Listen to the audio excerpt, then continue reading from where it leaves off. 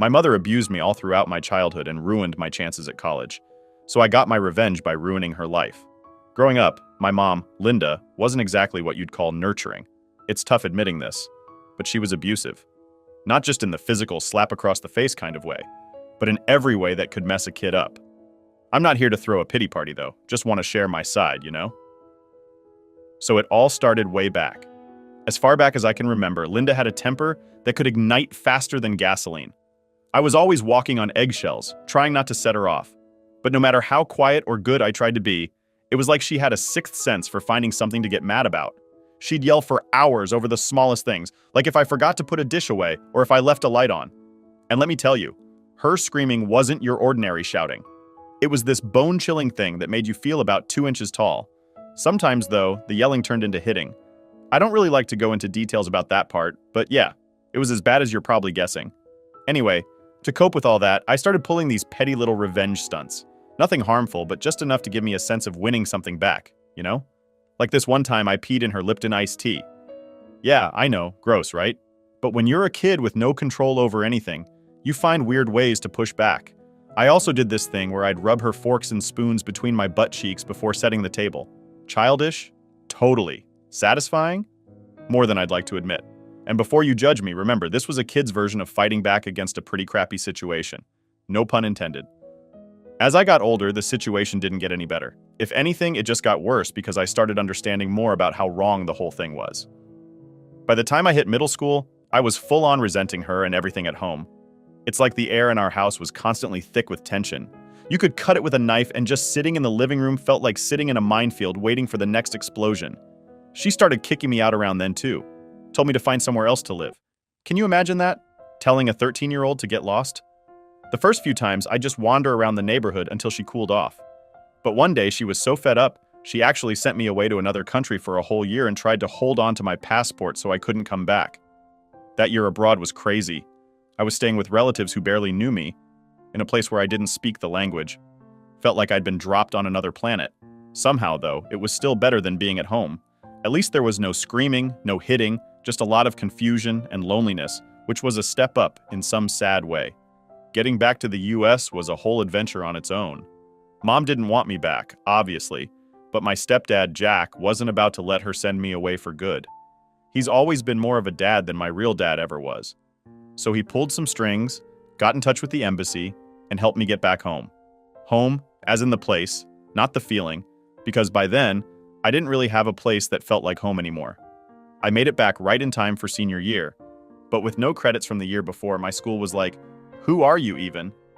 I had to bust my butt to catch up, staying late, coming in early, and even then, all I managed was to scrape enough credits to get a GED instead of a diploma. It sucked, watching my friends gear up for prom and graduation while I was just trying to make it through without falling apart. But I did make one good friend, Mark. He was one of those guys who everyone likes, you know? He had his own troubles, but always had a smile and a joke ready. We'd hang out after school, mostly at his place because mine was a no-go zone. His family was cool, treated me like I was one of their own. It was weird, but nice to see what a normal family looked like.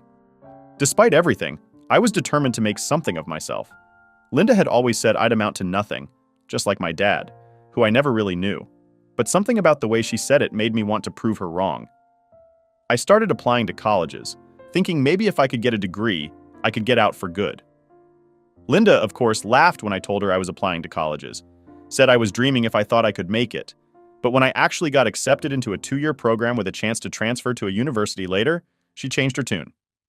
Suddenly, she was all promises about how I could stay as long as I was in school. Stupidly, I believed her. That turned out to be a mistake. A big one. That's the setup anyway. It's a lot, I know, but that's where my story starts. From there, it gets even crazier. Senior year was supposed to be the big finale of high school, right? Prom, graduation, those sweet moments of triumph. Well, for me, it was more about survival and finding any scrap of normalcy I could. After scrambling back from a year abroad, thanks to my stepdad Jack, who's pretty much the MVP of this story, I landed smack in the middle of what should have been my victory lap at high school. Only it felt more like starting over. I was the kid who disappeared for a year, then popped back up with a weird accent and clothes that didn't quite fit the local trends anymore. First day back, and I'm already an outsider. Kids have cliques, right? Well, they don't just let you waltz back in after a year. especially when your mom's known as the local nut job. Thanks, Linda. So I'm trying to catch up academically because I'm way behind. Teachers were giving me the side eye, wondering if I was going to stick around or if I'd vanish again. I started staying after school, hitting the books hard. It was either that or go home to Linda's latest screaming saga, so you can bet I found religion in the religion of studying. About a month in, I get this idea in my head that maybe I could join the soccer team. I figured it'd be a good way to meet some people, blow off steam, and hey, maybe even add something fancy to my college apps. Coach gave me a shot, probably felt sorry for me or something. I wasn't great, but running around the field felt like freedom. Plus, it kept me out of the house even longer, which was the real win. Things at home were, well, predictable. Linda was on her usual terror streak, finding new and creative ways to make my life hell. If it wasn't the yelling, it was the guilt trips or the cold shoulders. But this time around, I had soccer practice to drown it out. It was like as soon as I hit that field, her voice just couldn't reach me. Halfway through the semester, though, things took a nosedive. Linda decided one night to throw one of her infamous fits right in the middle of a big term project I was working on. Papers flew, my laptop nearly got smashed, typical Linda chaos. But this time I snapped a bit, told her she couldn't keep doing this. Big mistake, she kicked me out, again. But this time it felt final. I grabbed my stuff and crashed at Mark's place. His parents were cool about it, didn't ask too many questions. Mark just clapped me on the shoulder and made up the couch. That couch became my new base camp. School was my only escape. I was pulling decent grades somehow. Teachers started noticing, giving me nods and small smiles like they were silently rooting for me. It felt good. Like maybe I wasn't just the freak show Linda had always said I was. Then, there was this one teacher, Mr. Thompson. Dude was like something out of a movie, you know? Tweed jacket, glasses, always a book in his hand. He taught English and somehow got me hooked on classic novels. Said I had a knack for writing, which blew my mind. Nobody had ever told me I was good at anything like that. Mr. Thompson started giving me extra books to read outside of class. We'd chat about them after school, sometimes during lunch. It was weird having an adult actually treat me like my thoughts mattered. He even suggested I could be a writer one day. That idea stuck with me, kind of like a little seed planted in the back of my mind. Prom came and went. I didn't go. Felt like too much of a reminder of everything I wasn't a part of. But graduation, that was non-negotiable. I was going to walk that stage, get my diploma, and prove Linda wrong. Graduation day was weirdly sunny, like the universe had decided to give me a break for once. I stood there in my gown, looking around at all the families hugging and taking pictures. Felt a bit like an outsider, but then Mark's family pulled me into a photo.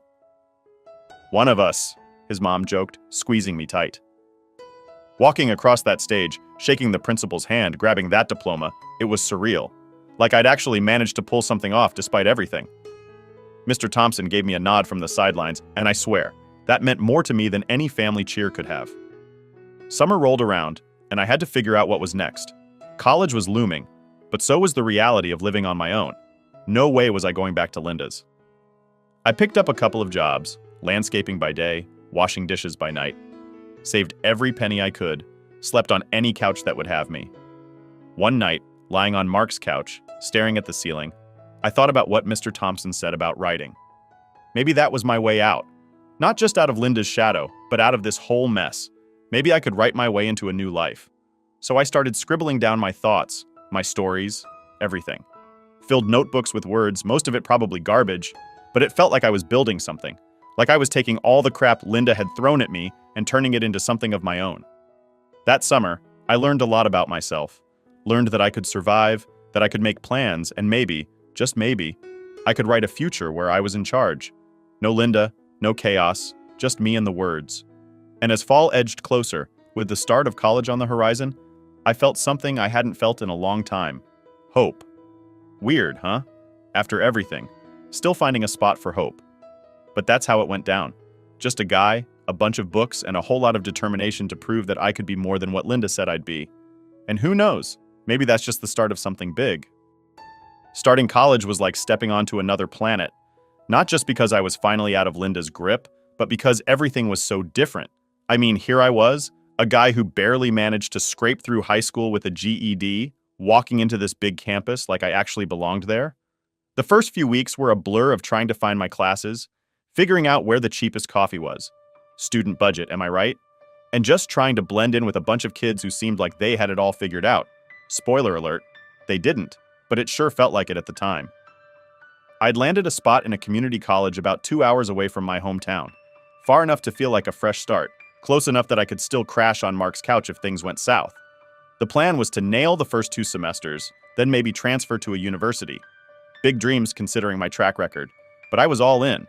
Classes were a whole new ballgame. I'd picked a mix, some Gen EDS, a couple of potential majors I was toying with, but the real game changer was this intro to psychology class. The prof was this enthusiastic guy who could make even the driest topics seem like a mystery unraveling right before your eyes. I got hooked, fast. It was like he was explaining all the crazy I'd lived through, but with fancy terms and theories. And then there was Sarah. Met her in that psych class. She was this quiet girl, always scribbling notes like she was going to be quizzed on life itself. We got partnered up for a project, and I guess you could say we clicked. She had this way of listening that made you feel like what you were saying actually mattered. We started hanging out after class, sometimes grabbing that cheap coffee or hitting the library together. I was still working a couple of jobs, campus bookstore during the day, a local diner at nights. Sleep was like this luxury I couldn't afford, but I was managing. The hustle was real, but so was the motivation. I was determined not to screw this up, not just for me, but for Mr. Thompson, for Mark, and maybe a little bit for Sarah, who somehow saw something in me. My grades were holding up, better than I'd expected. Turned out, college was a lot about just showing up, doing the work, and staying out of drama. A simple formula, but man, it worked. Halfway through the semester, I'm sitting with a solid B average, and it felt like maybe, just maybe, I could pull this whole college thing off. But it wasn't all smooth sailing. Money was tight, really tight. There were nights I'd find myself counting out change just to make sure I could eat the next day. I remember one night, right before midterms, I had exactly $4 to my name. Bought a cup of noodles and a used textbook, dinner and a study guide all wrapped up in one.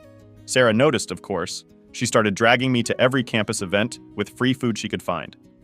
"It's about resourcefulness," she'd say, dragging me to another lecture or meetup. I didn't mind.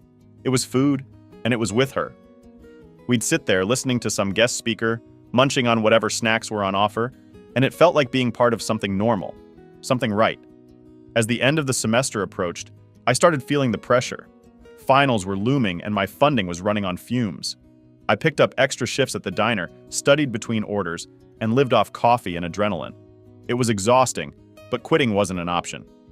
Then, one rainy night, everything nearly fell apart. I was biking back from the diner, dead tired, when a car came out of nowhere. Swerved to miss it and ended up eating pavement.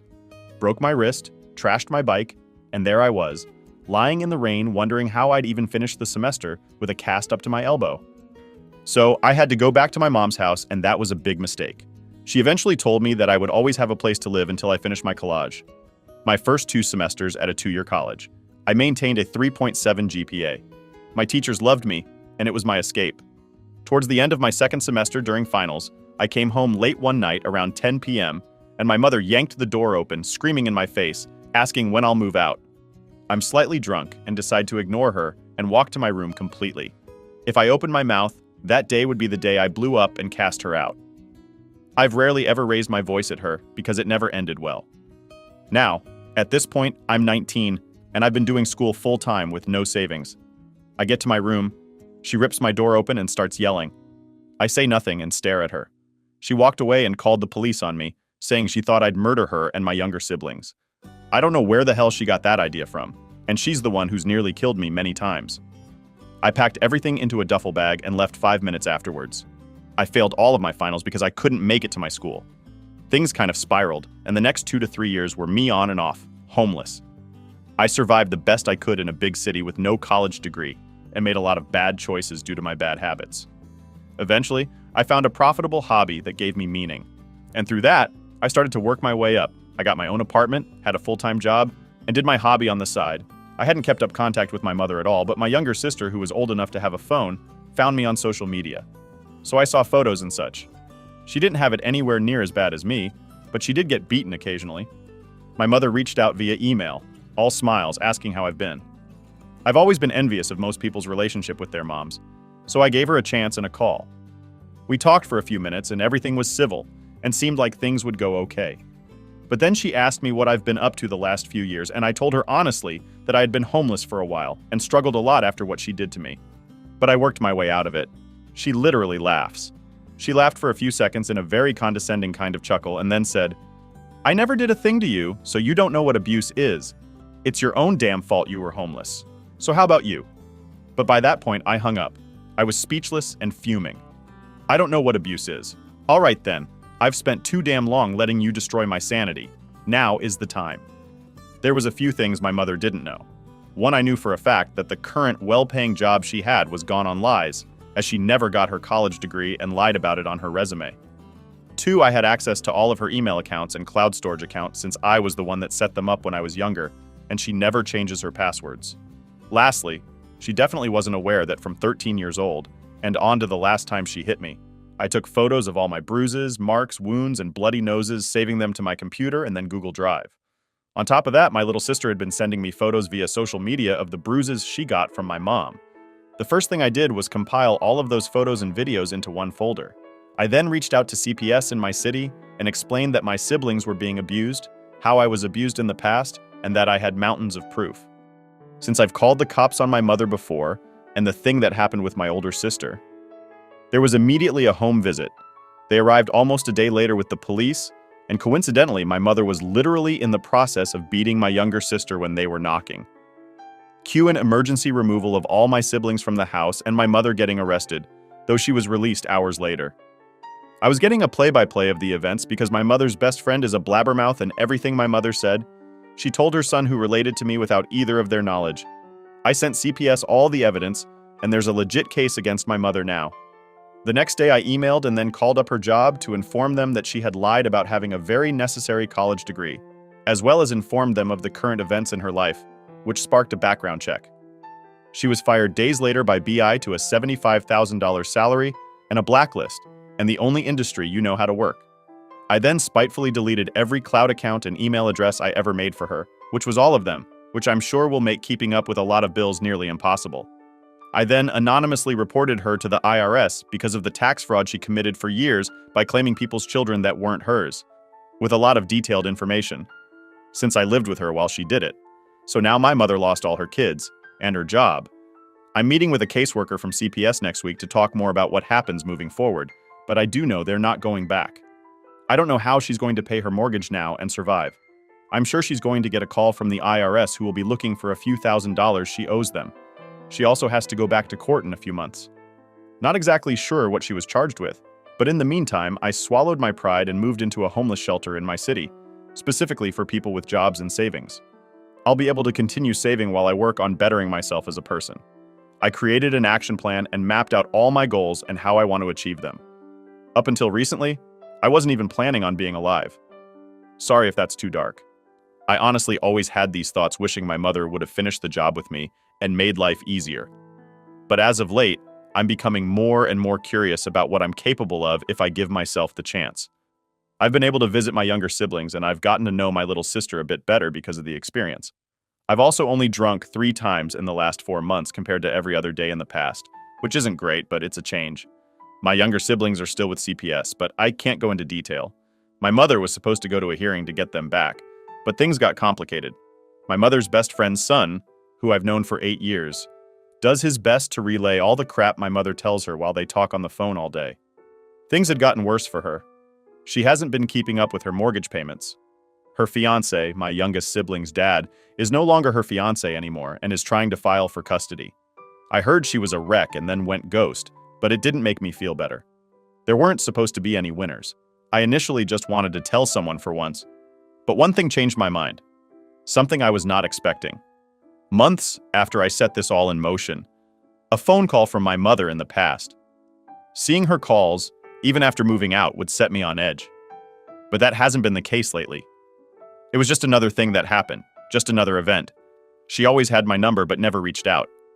Even when things first started going downhill, I doubt she even gave me a second thought. My mother is gone a few weeks after I set my plan into motion. The state I'm in brought felony charges up against her. She left the country shortly after and went to her home country in South America. I have no idea how she was even allowed to leave. But they didn't take her passport. She avoided specifics on that part. She mentioned staying with a family friend temporarily and tried to frame it as a short vacation. She didn't even start off with a hello. She started the conversation by ordering me to go somewhere quiet, before launching into a sob story about how things have been going for her. This is after months of no contact. after laughing at me for being homeless and denying she ever abused me months ago, just yammering away like it was nothing. But I let her talk. It was surreal. I felt so cold just listening to her talk. It was like talking to a stranger. She mentions losing out on so much money and how she doesn't know how it all happened. And then finally, she brings up the topic of me and my siblings. She brought up my little sister and the night of the emergency removal. She starts complaining about how she misses my little sister and brothers. She says that it's going to mess up tax season. And then she had the audacity to start trying to convince me that I should go talk to the caseworkers for her to back up her claim that she never abused them or me. And I should know that she said that to me after everything of all people. 9 minutes into the conversation and like nothing ever happened. But it wasn't anything new. Of course I cut her off, but at that point, my mind was already made up. I asked her if she remembered when I used to make iced tea for her all those years. She was a little thrown off, but said yes. I paused for a few seconds before slowly telling her in detail about all the ways I sabotaged her Lipton iced tea. She tried to interrupt me once, but I didn't stop talking. I told her about how I'd always put too much sugar and she'd never taste it and keep drinking more, which was why I always insisted there was just silence on the phone. But I know she was listening. I told her to wait until after dinner when I got home from school to shower so I could rubber spoons between my butt cheeks for maximum damage, and how I'd mix it into her food to mask it. At this point, I'm not even sure she's listening anymore, but I'm still describing specific days. I remember doing it that I know she would remember. She finally loudly interrupts me, screaming at me disgusting evil things. She cursed me the way she used to back in the days when she was standing over me with an extension cord, beating the skin off of me when I was younger. She's blaming me for ruining her life and how she wishes she had a better child, all without knowing that I directly caused the destruction of her current life. Though she's speaking about the past, I just let her waste her breath. She couldn't touch me or my siblings. It only lasted a few seconds. Now I remember spending years daydreaming. Of all things, I'd say to my mother if I had the chance. But I just bottled it up with all my other baggage and kept trying to exist. When she finally shut her mouth, I calmly told her, "Look, Mom, you don't know what abuse is. And honestly, it's your own damn fault. This is all happening to you. Also, my bad for pissing in your iced tea." Then I just hung up the phone and blocked her number. That was the last day I drank. I haven't talked to her since. I'm not sure she's aware. Or maybe she is. How bad of an idea it was to leave the country with all this going down. Even if it was for a few weeks. At this point, I'm done with her. I don't want an apology. I just want to move forward and be a better person. I know that's hard to believe after everything I just told you, but it's the truth. I try my best to put as much positivity into the world and share it with the people around me as much as possible. But screw her. I don't know if she knows it was me, but I didn't tell her. I'm sure she can guess though if she really tried. Anyways, that's my revenge. It's still actively screwing her life up, but I'm not taking any active part in it. I wish it weren't like this. I wish I had a real family that loved me, and I knew how to love back the right way. I wish I had a real relationship with my mother, and none of those things happened. I wish I could have turned out like one of the happy people in the world, but I can spend all day wishing. But none of it could change. So I have to accept what happened and go on with my life.